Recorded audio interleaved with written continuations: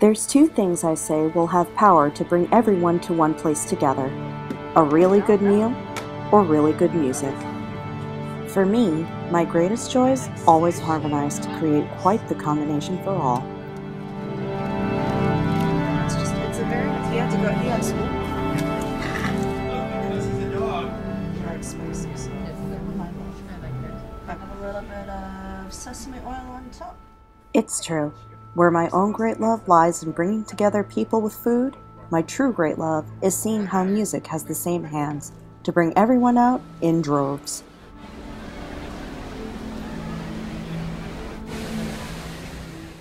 It seems that everyone has their own love story with music, some of them long and some short and sweet.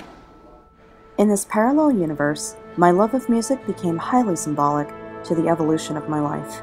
A fantastic soundtrack that eventually became shared with another person. And when that ultimately became a great moment in our lives, there was really only one way we felt best to have it. So we got married right on the front steps right over there, and August 4th, 2012. It was really hot, and this place is actually very private property, but they allowed us to get married on the sidewalk. This is the place where basically I feel is the pulse of New York City. It's my favorite place in the entire world, really. Home to all the trifecta of performing, and of course the drama in the back.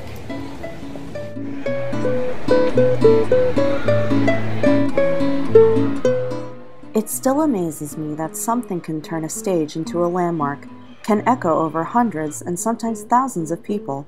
It has the power to tap a person's passion, which never holds the shape of a cookie cutter, and sometimes, more astonishing, the hold it has, even if a person is only smaller than your pinky finger from where you stand.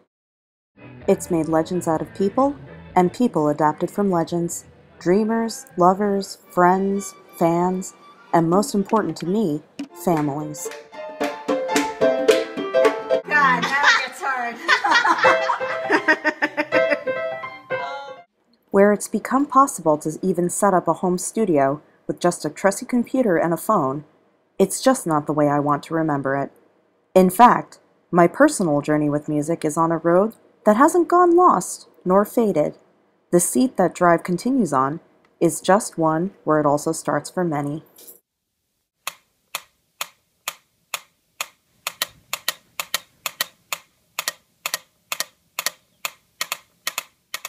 I hate that sound. That there is the sound of death.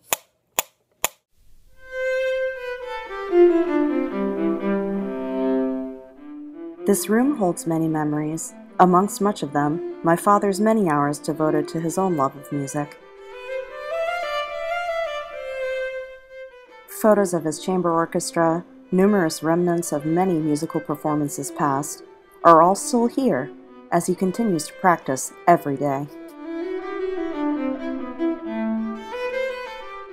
But where Dad's belongings have their place, the history still runs broad with the rest of our families too. Ah, old friend. Good to see you.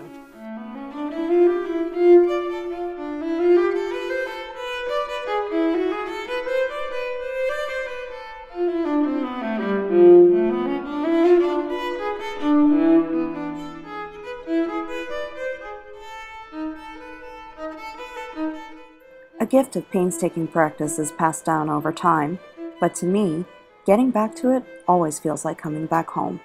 A long time. Let's get the wheel in motion here.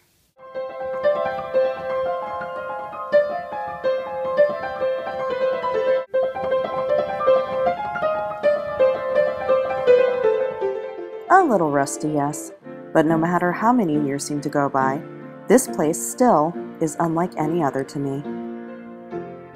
I mean, what home of yours has a timpani?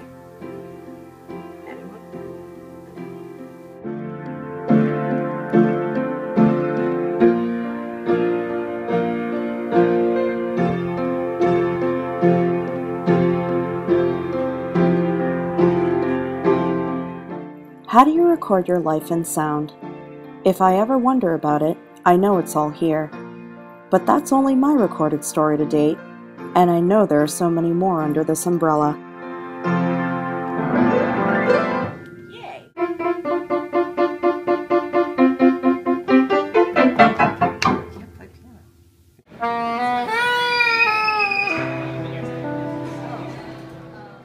My niece Katie is in the middle of that time most of our formative stories become made.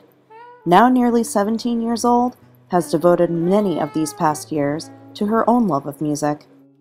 She now carries a large part of this into her weekends of intensive study at Manhattan School of Music, a place where my sister also attended the pre-college study program years before.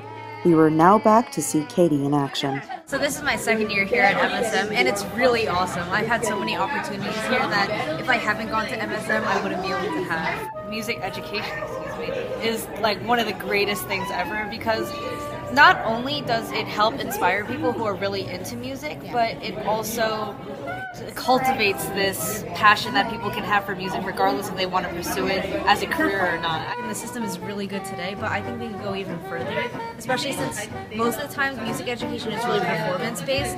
I think we should go more into the theory, more into the history.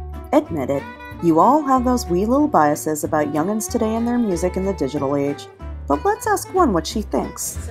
I think it depends. With classically, definitely not. I mean, we rarely have exposure to really good classical music. The farther you go in music education, the more people will understand it. With YouTube and other websites, it makes exploring music a lot easier. So if you have the curiosity, if you have the drive, then exploring music is easier than ever. My favorite music to listen to, probably like alternative rock, just because it's like, it's really awesome. Yeah, I wish I could play that well. You and me both, sister. But in the meantime, the stage is for you and the orchestra. Not bad at all. Back in your, somewhat of your alma mater. Really good. Good. Has it changed? Yes, the floor is much nicer, and these seats used to be so crappy. But they're not anymore. Which And how long has it been since you've been back? 2 years. Only 2, huh? Okay. The Ruckus, also the makers of Optimus Prime. Haven't got into it yet. And with the continued love of music can come more sharing of the love. In this particular case, when being a musician and spirits distributor combines a most sweet equation. This is my Heidi. With my crazy hair. Do you want to see my pants? Oh, I thought you were going to invite me to see other things. I'm sorry. Do you want to see my pajama pants, among other things? It is good. It's an interesting kind of twist on it. That's good though. I like it. All triples have like a high alcohol content, therefore high in sugars. That's a lot more sweet than I anticipated. But I like it though. It's smooth. Ooh, that is good. That's really good, actually. I like that. You know, alcohol is wet, and if you drink enough of it, you get drunk eventually, and then it hurts the next day, and that's about it. It could be a great time or a horrible time. Yeah, depends where your head's at. Where love of the work is evidenced fantastically in the room, so is the love of others. Lando, you're on candid camera. Lando! It's so funny because, wow, hi. Oh! Sit, sit, sit.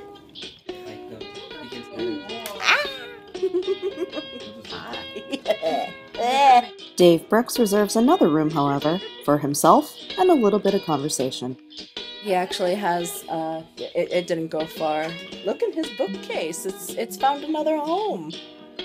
You had to play the trombone, and so did he. Yep. I mean, I'm trying to think now that apparently the trombone is some sort of reject instrument that... No, it is.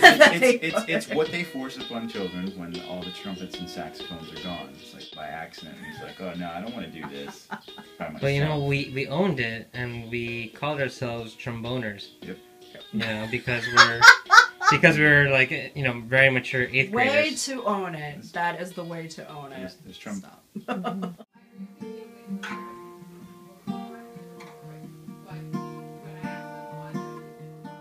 The grand question for a lot of musicians come up is how to balance your life. But Dave definitely makes it work, as he is the vocals and guitar for his band, True Apothecary. pretty much been me and Jared from the start. I sing and play guitar, he plays guitar, and occasionally yells at me. It's been us for like, it's been like 5 years, I guess, maybe 6, which it's been a lot of fun. It's kind of embarrassing to play that long and not be able to hold down a steady lineup, but that's been like the bane of our existence. Do you love music? I do.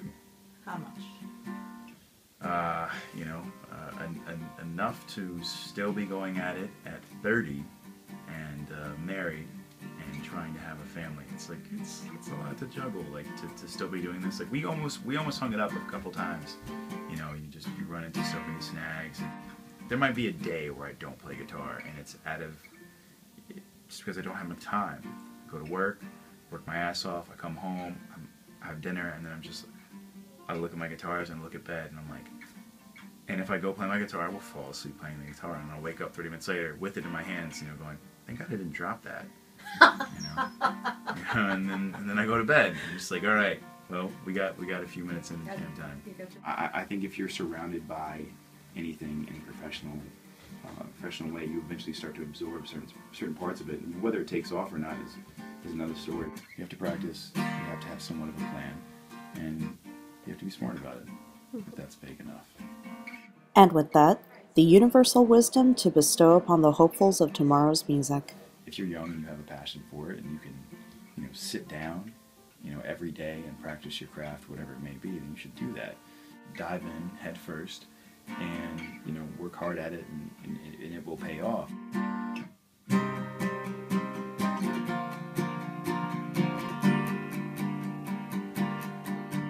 I like that it's like a really universal language, that even though I can't speak that many languages, that whenever I play music, it's like everyone joins in. Yeah. And then I think that's the coolest part. Yeah, definitely. However your own story pans out, the soundtrack to it is going to be the coolest part to your love letter.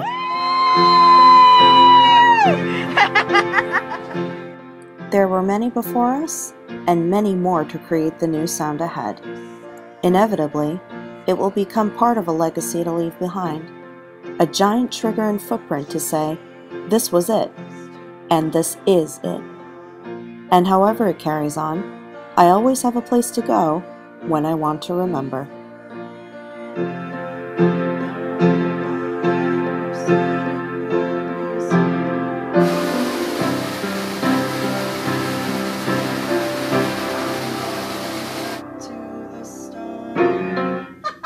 And that's where I messed it up.